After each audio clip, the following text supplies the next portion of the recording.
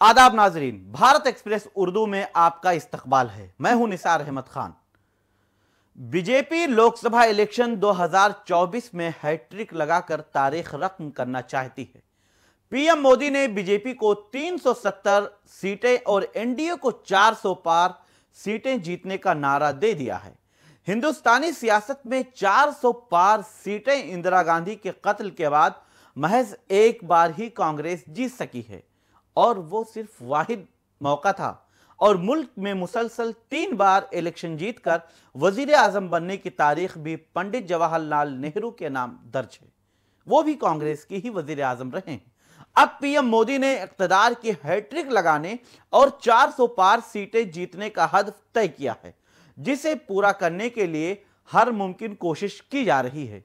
BJP जनूबी हिंदुस्तान में खातिर ख्वाह नतायज या जीत हासिल नहीं कर सकी है, जबकि मुस्लिम अक्सरियती सीटों पर भी उसे जीत नहीं मिली है।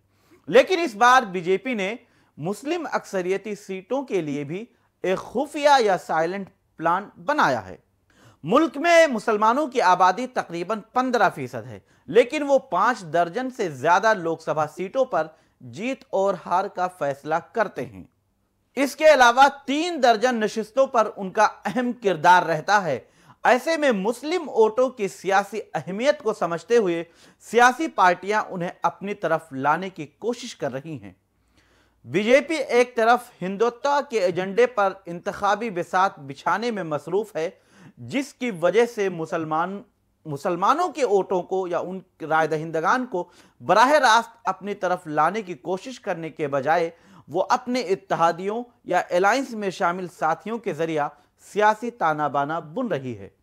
यही वजह है कि बीजेपी ने उन पार्टियों को भी अपने अलायंस में शामिल किया है जिनका मुस्लिम कम्युनिटी या तबके पर अच्छी गिरफ्त है। इसमें बिहार के सीएम नीतीश कुमार, महाराष्ट्र में एनसीपी लीडर और डिप्टी सीएम अजित पवार जो शरद पवार के भतीजे हैं, और यूपी के जयंत चौधरी की मुस्लिम वोटों में अच्छी खासी पकड़ है। बीजेपी के साथ होने के बावजूद नीतीश कुमार को मुसलमानों का वोट मिलता रहा है और वो इसमें कामयाब होते रहे हैं, जबकि जयंत चौधरी मुसलसल जाट और मुसलमानों के सहारे ही काम करते रहे हैं।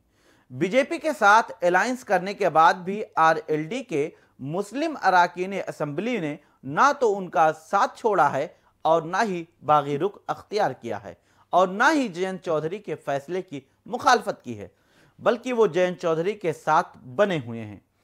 इसी तरह से मुस्लिम अराकीन असेंबली अजित पवार के साथ भी बने हुए हैं और हाल ही में कांग्रेस छोड़कर बाबा सिद्दीकी ने एनसीपी में यानी अजित पवार के ग्रुप में शमूलियत अख्तियार की है। एनसीपी पर कब्जा जमाकर बीजेपी के साथ मिलकर नायब वजीर आला बने अजित पवार मुसलमानों को अपने हक में लाने में मसरूफ हैं। गुज़िश्ता दिनों रायगढ़ में एक इजलास या एक मीटिंग के दौरान मुसलमानों को अपने साथ जोड़ने की कोशिश भी करते हुए नजर आए हैं। अजित पवार ने मुस्लिम खवातीन को एजुकेशन यानी तालीम के मेन स्ट्रीम में लाने के लिए खवातीन और मर्दों के लिए अलग अलग हॉस्टल बनाने की बात कह दी है। इस दौरान कब्रस्तानों और ईदगाहों को इंक्रोचमेंट यानी तजावुजात से बचाने के लिए भी हिफाजती दीवारों की तामीर और उर्दू स्कूलों में असातिज़ा की भर्ती के अलावा जात पात से मुताल्लिक मर्दमशुमारी, मुसलमानों को खुसूसी रिजर्वेशन देने और पसमानदा तबकात के लिए बनाई गई बाल्टी के तर्ज पर मुसलमानों के लिए ही माल्टी की तश्कील का मुतालबा किया है। इसे मुसलमानों को जोड़ने के नुक्ते नजर से ही देखा जा रहा है। महाराष्ट्र में मुसलमानों के एक हिस्से में उद्धव ठाकरे की गिरफ्त अब मजबूत हो रही है। कांग्रेस, शरद पवार की एनसीपी और उद्धव ठाकरे की शिवसेना के एक साथ आने की वजह से 2024 में मुस्लिम वोटों के बिखरने का इम्कान कम नजर आता है। रियासत में मुस्लिम वोटरों की तादाद तकरीबन 16% है, जिनमें असदुद्दीन ओवैसी की एआईएम भी जगह बनाने की कोशिश कर रही है, जबकि कांग्रेस और उद्धव ठाकरे भी उन पर नजर जमाए हुए हैं। गुज़िश्ता इलेक्शन में एआईएम को एक सीट भी मिली थी और इम्तियाज जलील कामयाब हुए थे, लेकिन अब मुस्लिम वोटों को अपनी तरफ मुतवज्जो करने के लिए बीजेपी फ्रंट फुट पर खेलने के बजाय अजित पवार का बैकडोर से मुसलमानों को अपने साथ लाने की कोशिश कर रही है।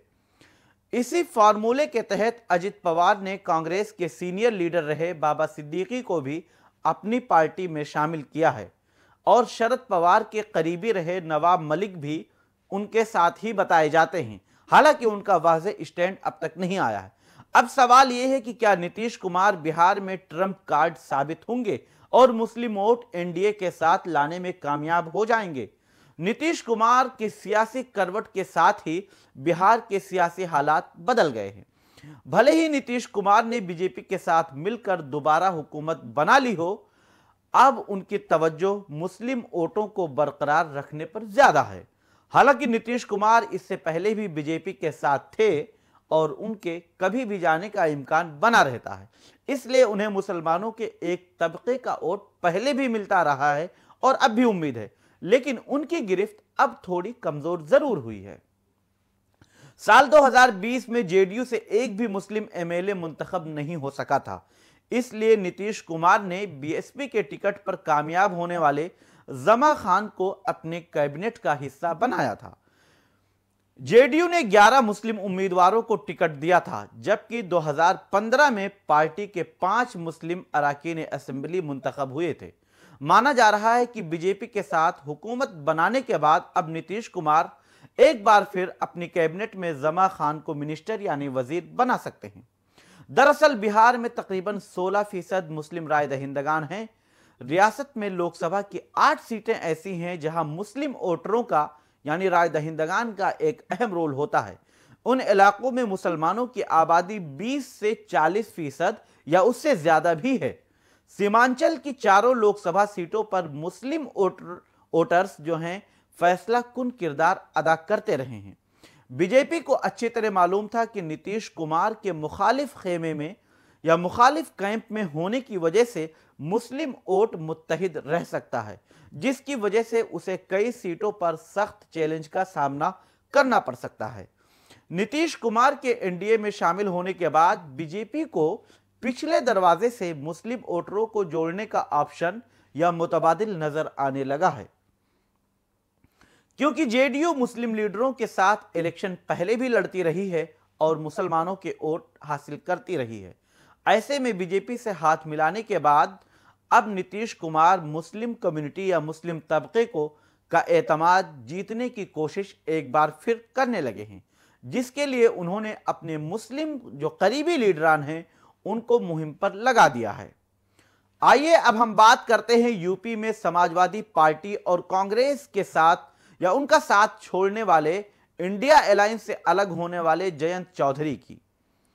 बीजेपी के साथ आए आरएलडी सरबराह जयंत चौधरी का सियासी गिराफ मगरबी यूपी के इलाके में है। हालांकि उन्होंने अभी एनडीए में शामिल होने का बाज़ाब्ता ऐलान नहीं किया है।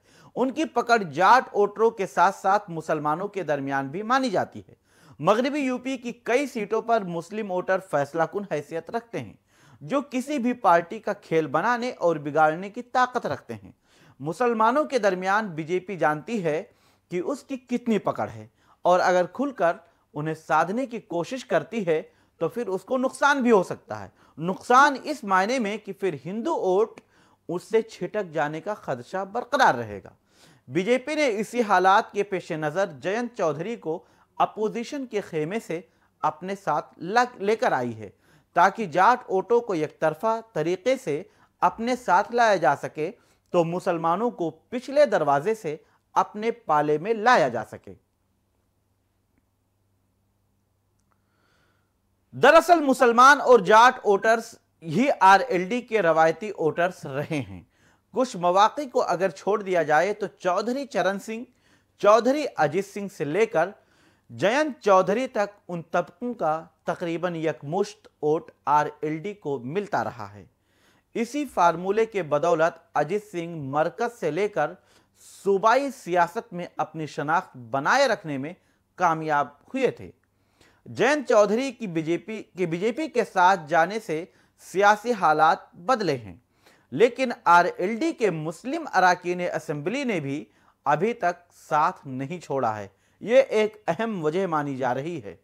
माना जा रहा है कि मुस्लिम वोटों को साथ रखने के लिए जयंत चौधरी यूपी में अपने एक मुस्लिम एमएलए को योगी कैबिनेट में, यूपी की योगी काबीना में वजीर भी बनवा सकते हैं।